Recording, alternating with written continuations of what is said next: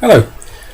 I've been invited by a friend of mine to go up to London tonight, Halloween night, to take part in a social event where everyone is asked to bring along a book and to read a ghostly story around candlelight and create the atmosphere. Unfortunately, I can't get up to London today, so I've decided to go and read this on YouTube and send him the link. So if he wants to play it, he can. If he doesn't, he doesn't have to. My choice of story comes from a book called The Bishop of Hell and Other Stories by Marjorie Bowen, who is a much neglected writer of ghostly tales and all sorts of other. She wrote loads and loads and loads of things.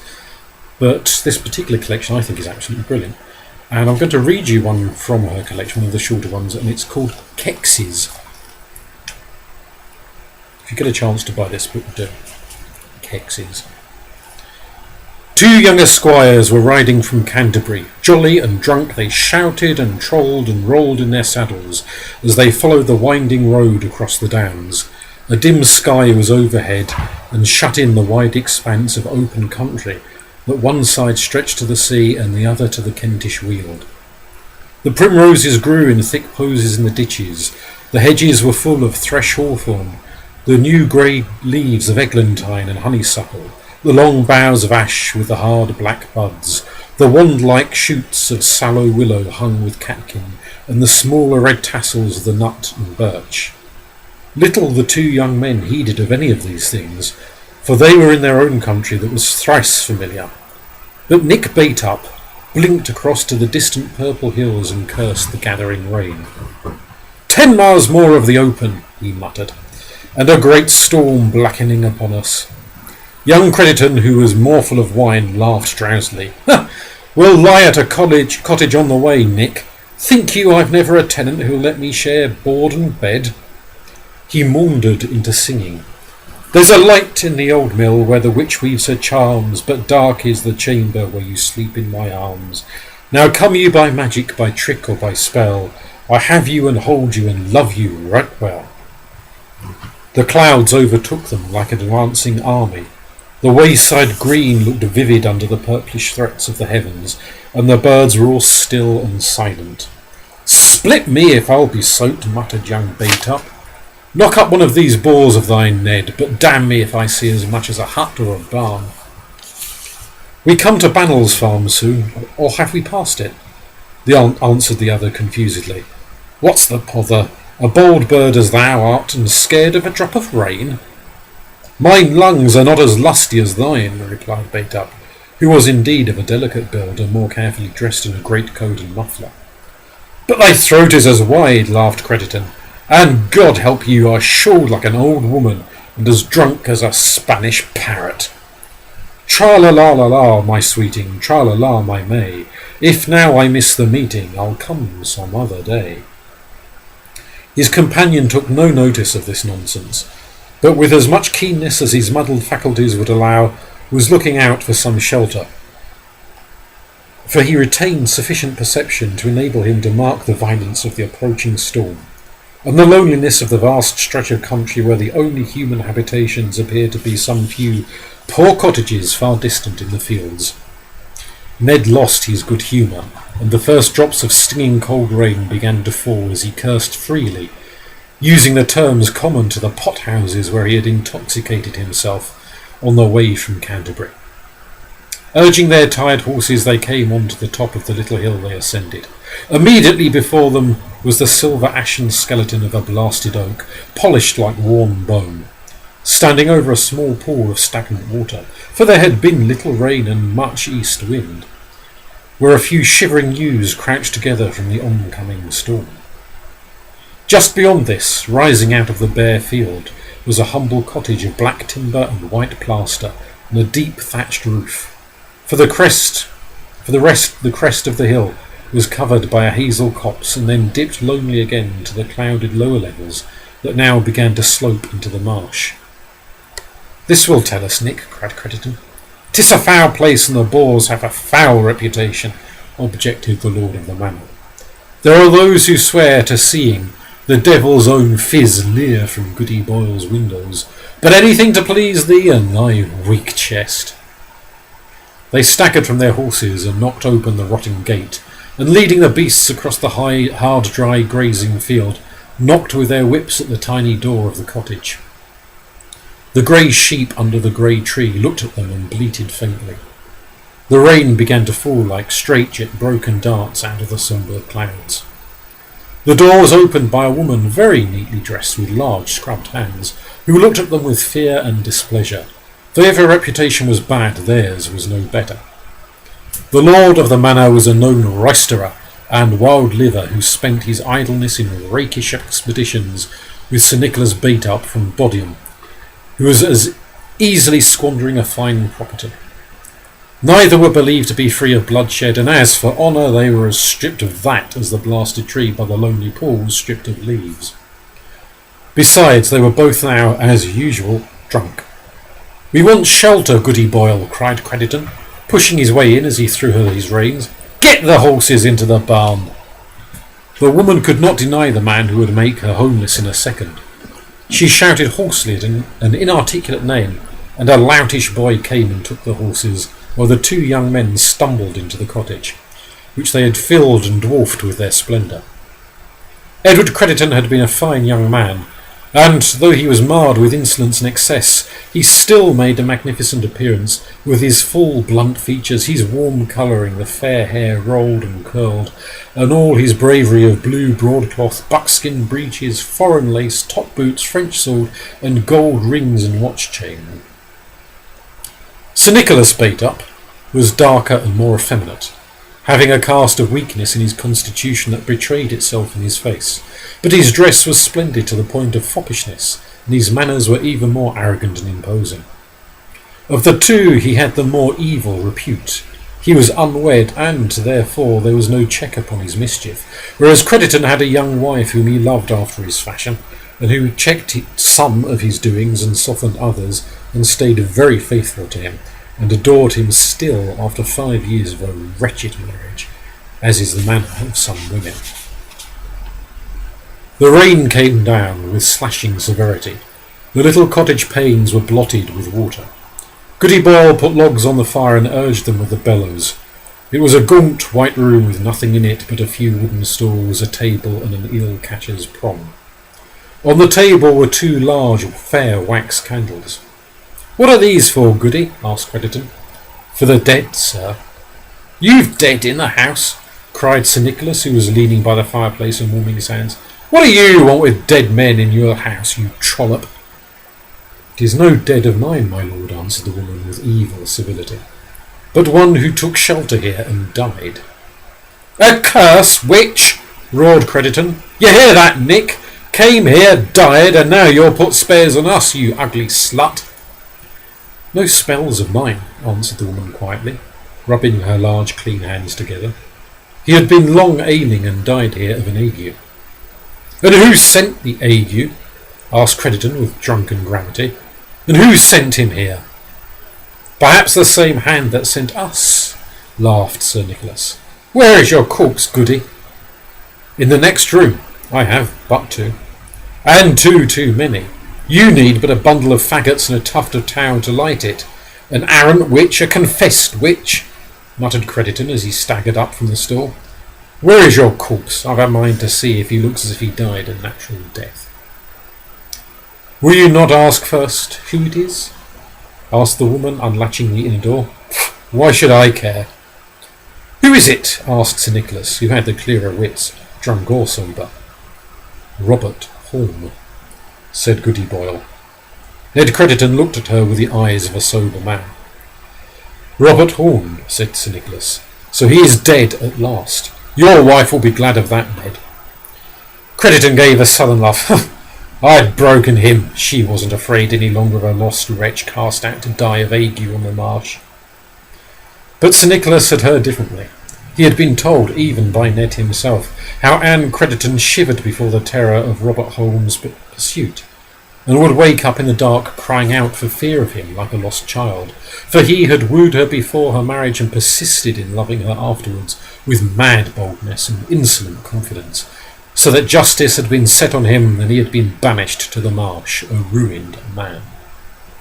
"Well, sirs," said Goody Boyle in a thin voice, that had the pinched accents of other parts, "my lady can sleep of nights now." Robert Horn will never disturb her again. Do you think he ever troubled us? Asked Crediton with a coarse oath. I flung him out like an adder that had writhed across the threshold. I wonder he did not put a murrain on thee, Ned. He had fearful ways and a deep knowledge of unholy things. A warlock, God help us, added the woman. The devil's proved an ill master then, laughed Crediton.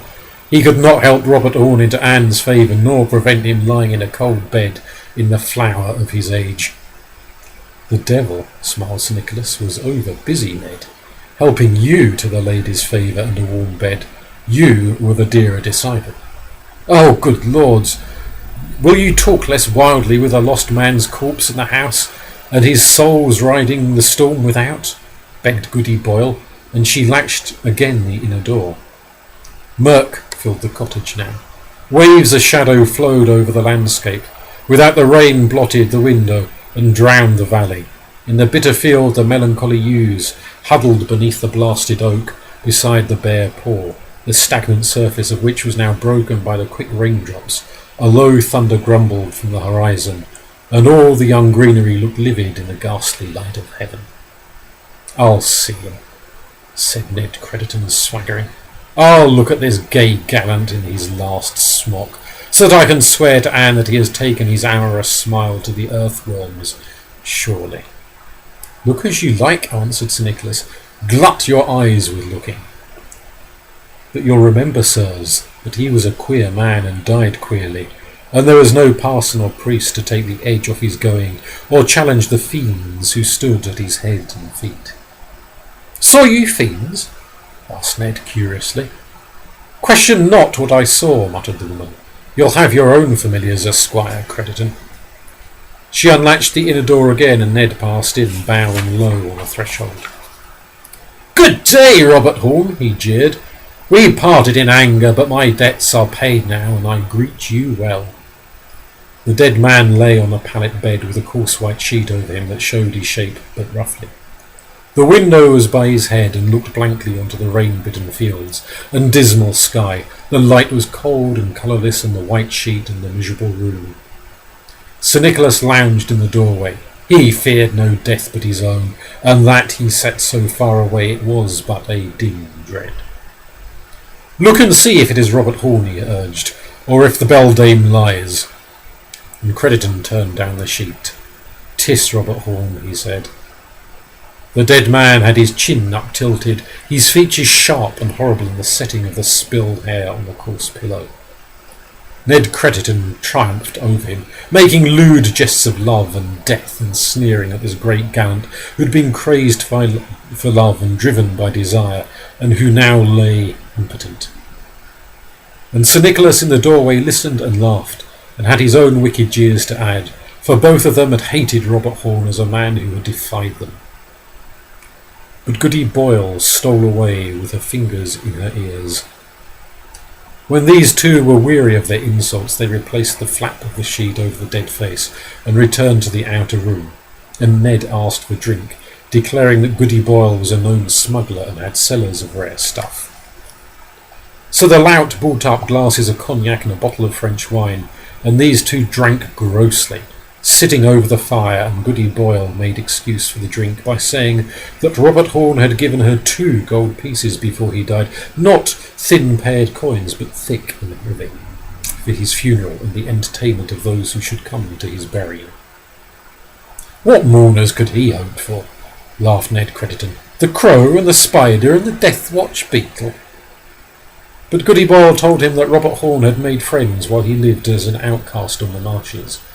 They were no doubt queer and even monstrous people, but they were coming tonight to sit with Robert Horn before he was put in the ground.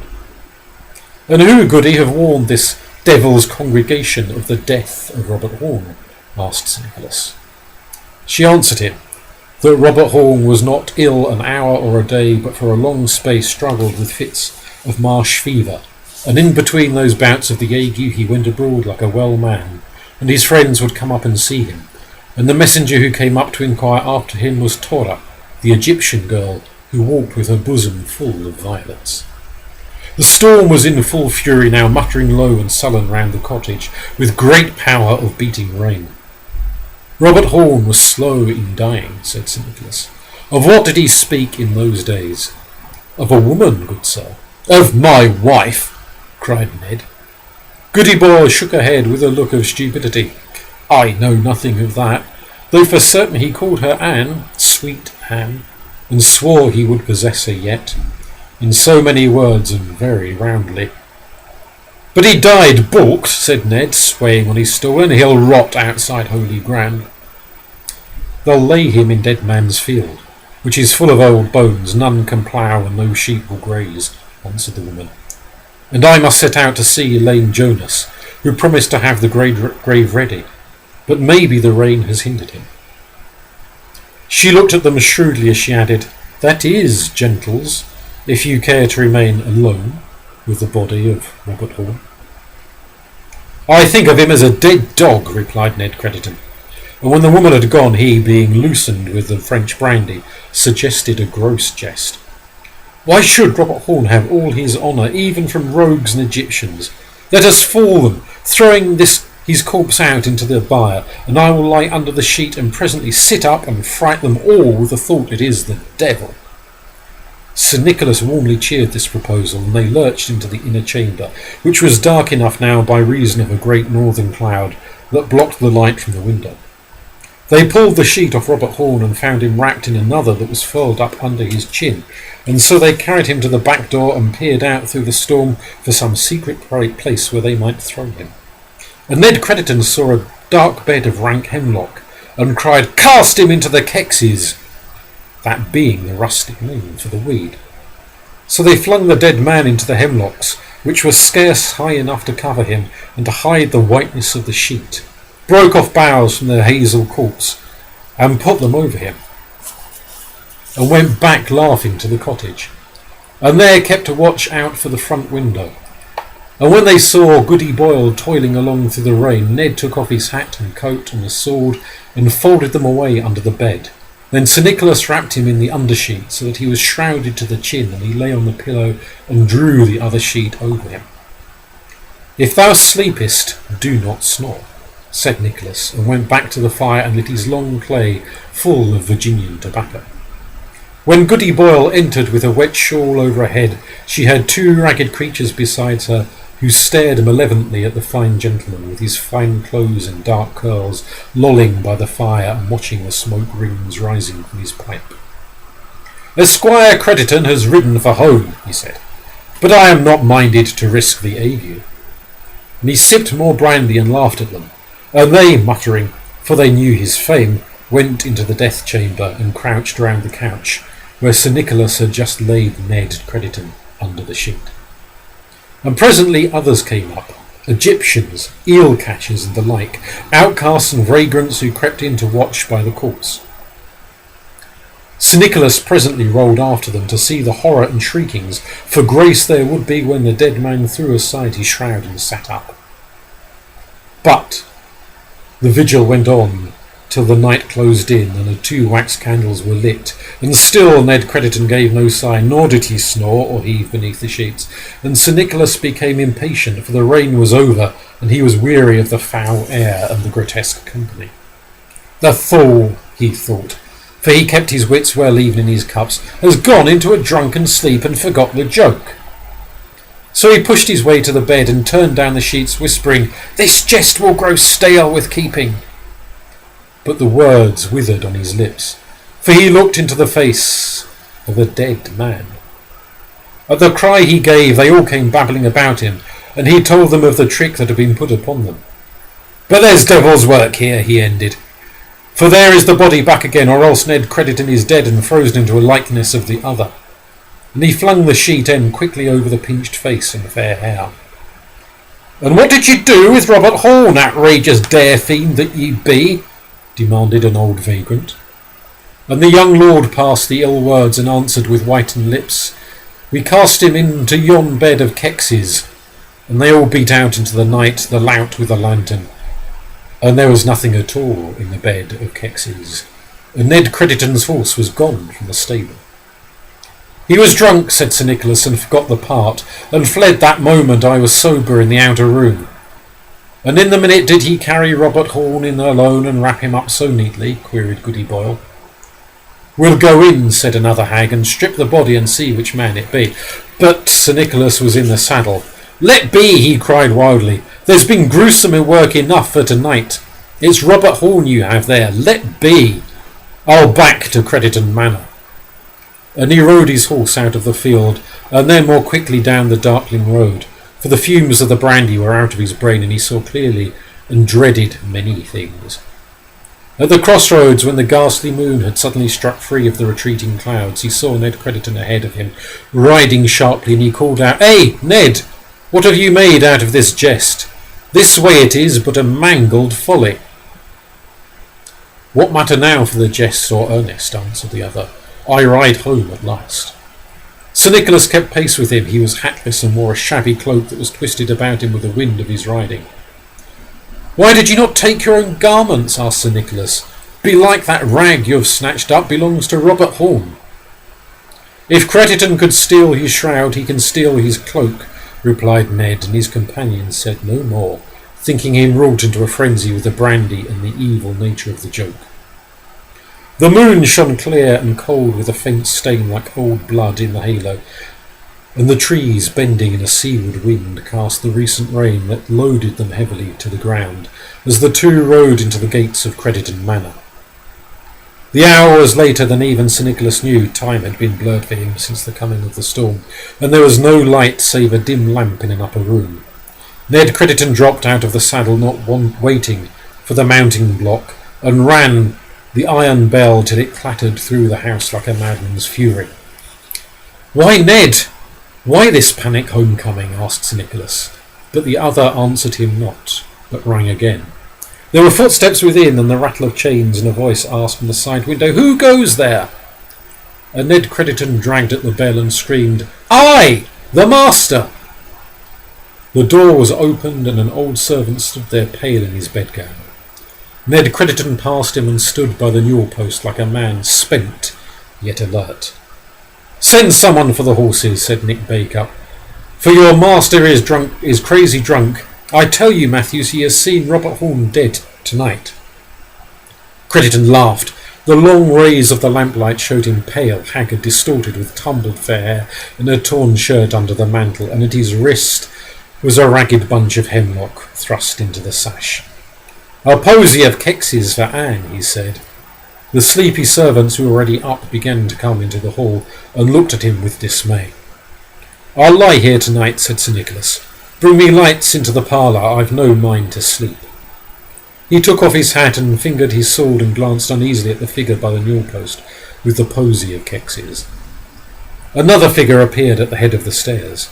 Anne Crediton, holding her candle, wearing a grey lute-string robe and a lace cap with long ribbons that hung onto her bosom. She peered over the baluster, and some of the hot wax from her taper fell onto the oak treads. "I've a bow pot for you, Anne," said Crediton, looking up and holding out the hemlocks. "I've long been dispossessed, Anne, but I've come home at last." She drew back without a word, and her light flickered away across the landing. Crediton went up after her, and they heard a door shut. In the parlour the embers had been blown to flames and fresh logs put on, and Sir Nicholas warmed his cold hands and told old Matthews, in a sober manner for him, the story of the jest they had striven to put on Goody Boyle, and the queer monstrous people from the marsh, and the monstrous ending of it, and the strangeness of Ned Crediton. It was not his usual humour to discourse with servants, or to discuss his vagrant debaucheries with any, but tonight he seemed to need company, and endeavoured to retain the old man, who was not reluctant to stay, though usually he hated to see the dark face and bright clothes of Nick Bacup before the hearth of Crediton Manor. And as these two talked disconnectedly, as if they would fill the gap of any silence that might fall in the quiet house, there came the wail of a woman, desperate yet sunken. "It is Mistress Crediton," said Matthews with a downcast look. "He ill-uses her? God help us, but he will use buckles and straps to her, Sir Nicholas." A quivering shriek came brokenly down the stairs and seemed to form the word, "Mercy." Sir Nicholas was an evil man who died unrepentant, but he was not of a temper to relish raw cruelty or crude brutalities to women. He would break their souls, but never their bodies. So he went to the door and listened, and old Matthews had never liked him so well as now, when he saw the look on the thin, dark face. For the third time she shrieked, and they marvelled that any human being could hold her breath so long, yet it was muffled as if someone held a hand over her mouth. The sweat stood on the old man's forehead. "I've never known her complain, sir," he whispered. "She is the very dog to her lord, and takes her whip mutely. I know. She adores his hand when it caresses her or when it strikes. But tonight, if I know anything of a woman's accents, that is a note of abhorrence." He ran up the stairs, the old man panting after him with a snatched-up lantern. "Which is her chamber?" "Here, Sir Nicholas." The young man struck on the heavy oak panels with the hilt of his sword. Madam Crediton, why are you so ill at ease?" she moaned from within. "Open to me! I'll call some of your women. Come out!" Their blood curdled to hear her wails. "Damn you to hell!" cried Sir Nicholas in fury. "Come out, Ned Crediton, or I'll have the door down and run you through." The answer was a little break of maniac laughter. "She has run mad, or he," cried Matthews, backing from the room, "and surely there is another clamour at the door." Again the bell clanged, and there were voices and tumult at the door. Matthews went and opened, and Sir Nicholas, looking down the stairs, saw in the moonlight a dirty farm cart, a sweating horse, and some of the patched and rusty crew who had been keeping vigil in Goody Boyle's cottage. "We brought Esquire Crediton home," said one, and the others lifted a body from the cart and carried it through the murky moonlight. Sir Nicholas came downstairs, for old Matthews could do nothing but cry for mercy.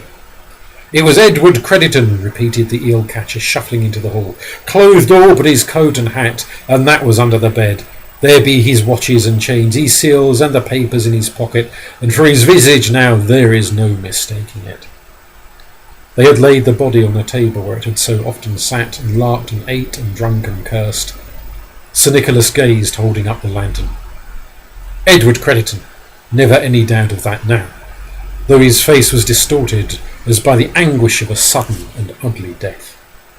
"We never found any Robert Horn," muttered one of the mourners, trailing his foul muddy rags nearer the fire and thrusting his crooked hands to the blaze.